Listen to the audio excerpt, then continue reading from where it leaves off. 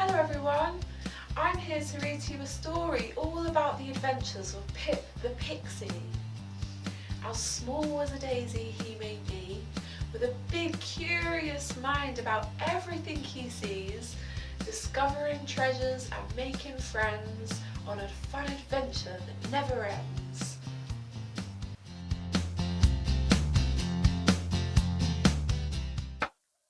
Hello everyone!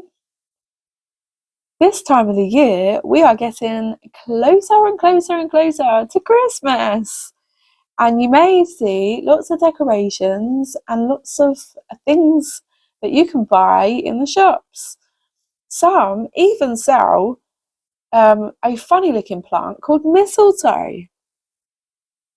And in this story today it's all about mistletoe and the mistletoe bird. Our sign for the story is birds. Shall we see what happens?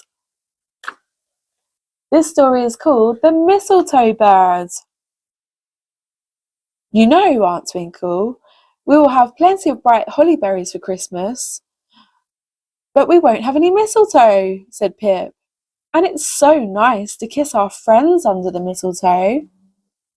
Well, Pip, the mistletoe grows so high up on the oak trees in the wood that you could never have got any, said Aunt Twinkle. You'd better grow a nice little mistletoe tuft of your own on the young oak tree in the hedge. However can I grow mistletoe? Said Pip. You go and ask the mistletoe bird, said Aunt Twinkle. He'll show you how to plant mistletoe. He's been doing it for years. Who's the mistletoe bird? Asked Pip in surprise. I've never heard of him. Yes, you have. It's the big mistle thrush, said Aunt Twinkle. You go and find him. So Pip went off to find the mistle thrush. He was sitting up in a tree singing, his freckled breast gleaming in the winter sunshine. Hello, said Pip. My aunt says you know how to plant mistletoe. I want a little mistletoe bush of my own, so please show me how to plant one. Easy, said the big thrush. Wait a minute. I'll go and get a spray of mistletoe off the rubbish heap where it has been thrown after Christmas. He came back with a spray. He began to feast on the grey-green berries. They seemed very sticky indeed. Pip watched him, wondering when he was going to plant the mistletoe. Now I'm going to clean my sticky beak, said the thrush, and he wiped it on the bough. One or two of the mistletoe seeds had stuck to his beak, and he wiped them off from the branch. They stuck to it, and then began to roll stickily down. When they were dry, they were stuck fast to the bough. There, I've planted a mistletoe bush, said the thrush.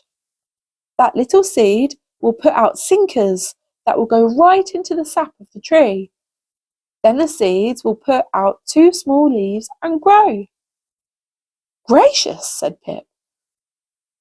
It's funny to think of a bush growing out of another tree and using its sap too. Can I plant a mistletoe bush like that?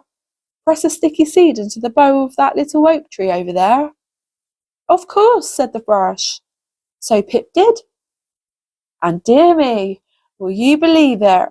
That seed grew, and it is now a fine little mistletoe tuft. Would you like to grow one too? And that's very true. Mistletoe is very clever, and it can grow on other trees. So have a look up really, really high, some big old oak trees and some other trees too, and you might perhaps find some mistletoe growing. And if you do, don't forget to kiss someone underneath it. I hope you enjoyed that story. I'll see you again soon. Goodbye everyone.